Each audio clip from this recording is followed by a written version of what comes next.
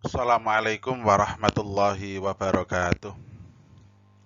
Ala manfaati ulumi wa ulumikum al-fatihah. A'udzu billahi minasyaitonir rajim. Bismillahirrahmanirrahim. Alhamdulillahi rabbil alamin arrahmanir rahim maliki yaumiddin iyyaka na'budu wa iyyaka nasta'in ihdinas siratal mustaqim siratal ladzina an'amta 'alaihim ghairil maghdubi 'alaihim waladdallin amin ya rabbal alamin. Nah, anakku, ini masih bab 1 ya, jinayat dan hikmahnya pertemuan kedua. Pertemuan pertama belum selesai kemarin, kita lanjut pada pertemuan yang kedua ini. Diat. Kemarin kamu banyak mendengar istilah ini ya, diat ya. Pembunuhan ada 3. Pembunuhan sengaja, pembunuhan seperti sengaja, pembunuhan salah. Pembunuhan salah sama pembunuhan seperti sengaja membayar diat. Pembunuhan sengaja harus kisos. Tapi kalau dimaafkan oleh salah satu keluarganya, maka membayar diat. Nah, diat itu apa? Ini kita bahas. Diat secara bahasa yaitu denda atau ganti rugi. Secara istilah, diat merupakan sejumlah harta yang wajib diberikan kepada korban atau keluarga korban wali berkaitan dengan tindak pidana pembunuhan atau penganiayaan. Kamu njowotos koncomu untune protol loro. Wah, itu nanti kamu bayar diat. Berapa diatnya? Ya, kita lanjutkan. Sebab-sebab ditetapkan diat. Kenapa orang itu kok wajib bayar diat? 1. Pembunuhan sengaja yang pelakunya dimaafkan oleh keluarga korban atau wali. Itu bayar diat, nak. Yang kedua, pembunuhan seperti sengaja. Nah, ini dimaafkan tidak dimaafkan, memang tidak wajib kisos. Berarti dia hanya wajib bayar diat. Yang ketiga, pembunuhan karena kesalahan atau pembunuhan tidak sengaja. Nah, ini definisinya kamu wis hafal ini ya. Sudah di pertemuan yang pertama kemarin. Lanjutan sebab-sebab ditetapkan diat ini, nak.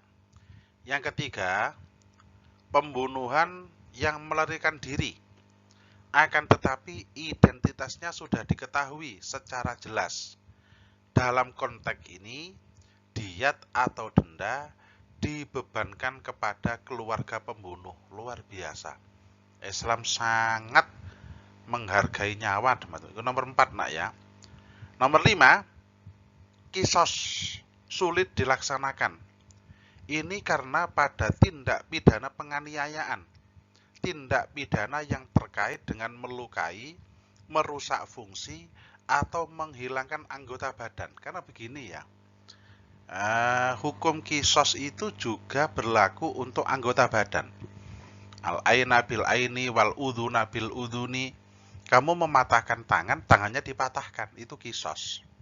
Lah, sekarang ada orang menganiaya itu sulit. Lah, gimana? Contoh memar. Lah, memarnya kan yo angel dipodok nih. Maka orang ini nanti membayar diat, tidak dikisos. 3 macam-macam diat. Ada 2, diat mughalladhah sama diat mukhaffafah. Ini yang mughalladhah. Diat mughalladhah membayar 100 ekor unta. Masya Allah. Lah, kalau di Indonesia ya tapi lebih mahal unta daripada sapi ya. Kalau sapi antara 20-30 juta. Taruh kata lah, taruh kata. Ini sapinya atau ontanya, ini contoh-contoh. Nggak harus benar ya Pak Imam ya, karena nggak tahu harganya onta. Ontanya harganya 40 juta. Kali 100 berarti 4 miliar. Nah, mikir, wong mateni wong itu mikir kena kisos itu. Itu diat mughalladhah. Ini perinciannya diat mughalladhah. Lah, siapa? Nah, nanti di belakang. 30 ekor hiqqah, unta betina berumur 3-4 tahun. 30 ekor jadaah, unta betina berumur 4-5 tahun. 40 ekor khilfah, unta yang sedang hamil.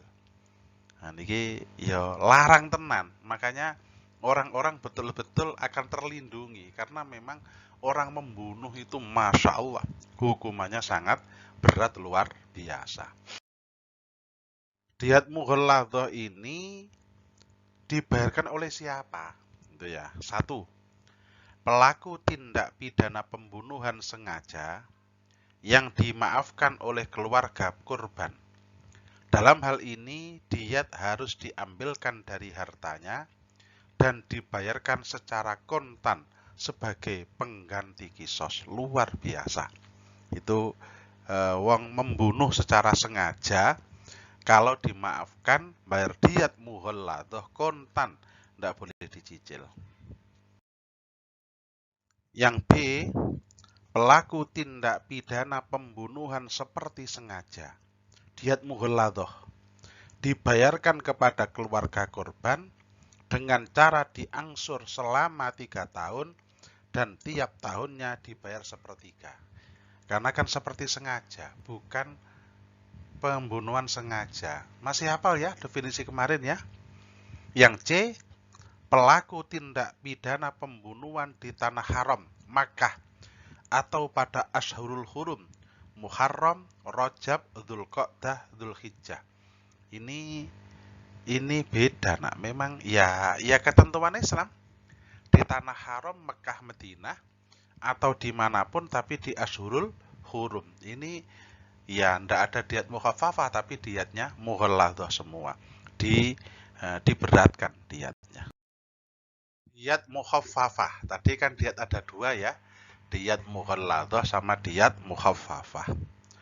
Sama-sama 100 onta nak. Cuma perinciannya yang berbeda.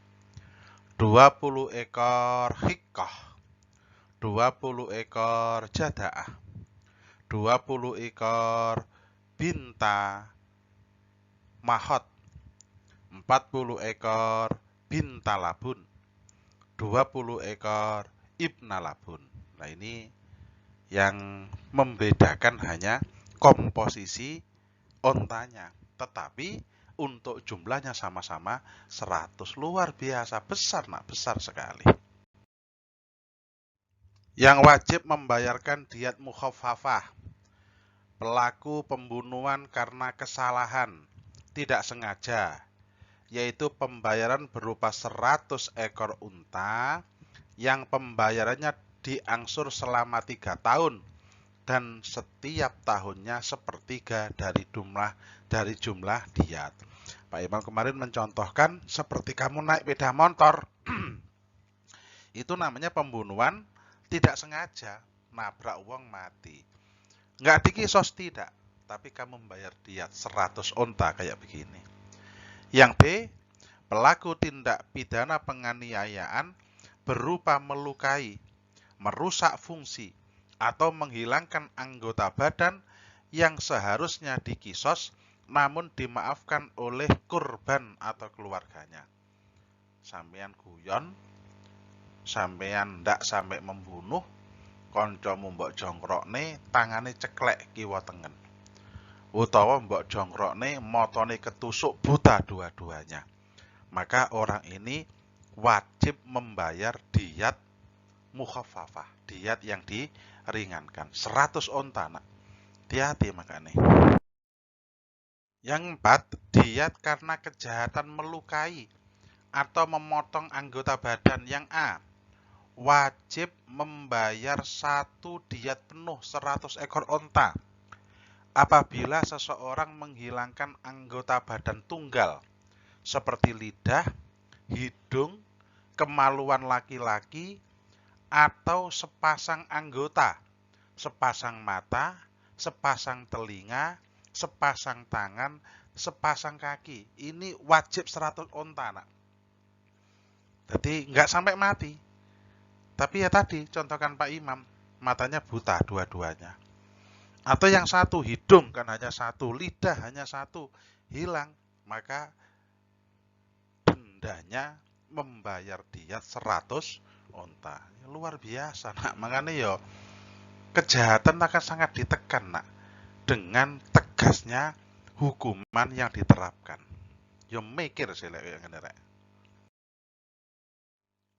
B. Wajib membayar setengah dari diat 50 ekor unta jika seorang memotong salah satu anggota badan yang berpasangan, semisal satu tangan, satu kaki, satu mata, satu telinga, dan lain sebagainya. Diskon 50%. 50% nah gitu sama didik. Kalau tadi diperkirakan, perkiraannya Pak Imam ya, unta satu harganya 40 juta, berarti 50 ekor ya 2 miliar nak. Nah gitu sampean gak anu ya.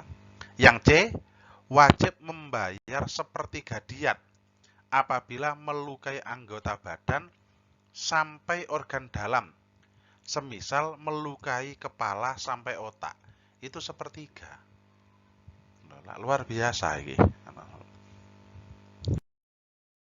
Yang D, wajib membayar 15 ekor unta jika seseorang melukai orang lain hingga menyebabkan kulit yang ada di atas tulang terkelupas. 15 ekor unta nak. Lelek 40 juta, ping 10 100 juta ditambah piro? Sing 5. Sing 5 ping 40 loh. Masya Allah. Piro berarti rek? Papat lek penganu bro. Swidak ya 600 juta. Iku kamu melukai yang kulitnya terkelupas. Yang C, wajib membayar 10 ekor unta bagi seorang yang melukai orang lain hingga mengakibatkan jari-jari tangannya atau kakinya putus. Setiap jari 10 ekor unta. 400 juta. Dan yang F, wajib membayar 5 ekor unta bagi seorang yang melukai orang lain hingga menyebabkan giginya patah atau lepas. 1 gigi 5 ekor unta. Hitungan dewe. Makanya ya luar biasa, tegas. Hukum Islam itu sangat tegas untuk melindungi manusia dari kejahatan. Kifarat. Pengertian kifarat dalam bahasa Arab, kifarat berarti yang menutupi, menghapus, atau yang membersihkan. Jadi menurut istilah, kifarat adalah denda yang harus dibayar karena telah melanggar suatu ketentuan syarak dengan tujuan menghapus, membersihkan, atau menutupi dosa tersebut. Dengan kata lain, kifarat merupakan tanda taubat kepada Allah Subhanahu wa Ta'ala dan sebagai penebus dosa. Jadi wong mateni wong dan lain sebagainya itu iso dikisos plus kifarat, iso bayar diat plus kifarat. Jadi yang tadi katanya 4 miliar itu loh, cik lebih nak ditambah dengan kifarat. Berapa kifarat? Ya kita lanjutkan dulu. Macam-macam kifarat. Kifarat pembunuhan. Kifarat bagi pelaku tindak pidana pembunuhan adalah memerdekakan budak muslim.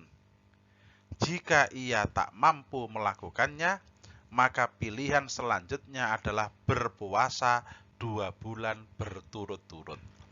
Jadi wis mari, sekarang kan budak ndak ada toh nak.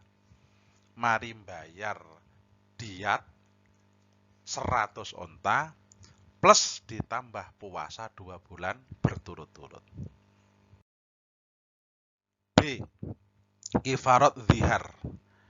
Ini kalau kamu dulu masih ingat, ini dalam bab tolak nak, bab cerai. Ada seorang suami yang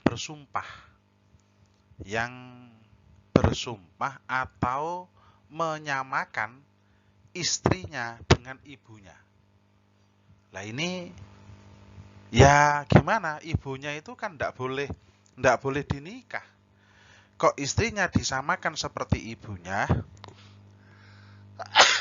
maka orang ini wajib membayar kafarat. Wajib membayar kafarat. Apa kafaratnya? Adalah memberi makan kepada 60 fakir miskin. Ini kafaratnya zihar. Yang C, kifarat melakukan hubungan biologis di siang hari pada bulan Ramadan. Insya Allah kamu juga sudah dijelaskan waktu bab puasa. Jadi kalau orang suami istri, lah kok pas bulan Ramadan itu kok melakukan hubungan suami istri, maka dia membayar kafarat. Insya Allah wis hafal kamu ya, apa jenenge, apa saja kafaratnya itu. Kifarat karena melanggar sumpah. Jadi orang sumpah terus dilanggar. Lah itu maka dia juga harus bayar kifarat. Memberikan makan 10 fakir miskin, atau memberi pakaian kepada mereka, atau memberikan budak sudah tidak ada. Jika ketiga hal tersebut tak mampu, dia harus puasa 3 hari berturut-turut. Itu enek wong wis kadung sumpah tapi tidak bisa memenuhi. Kifarat ilak. Nah, ini juga kamu kalau dulu masih ingat, ini di bab cerai itu ada sumpah ilak. Ilak itu ya mboh enek wong lanang itu saking mangkel mbek bojone itu kok bersumpah untuk tidak menggauli lebih dari sekian hari. Maka orang ini wajib melanggar. Kalau tidak melanggar jadi cerai. Itu ada batasannya. Lah karena dia melanggar sumpah, maka dia harus bayar kifarat. Kifaratnya sama dengan kifarat membayar kifarat melanggar sumpah, itu sama. Kifarat karena membunuh binatang buruan pada saat berikhram. Dulu waktu bab haji sudah diterangkan dan insya Allah kamu sudah hafal ya, sudah berkali-kali. Kalau orang membunuh binatang buruan waktu haji, nah itu kan ada bayar kifarat.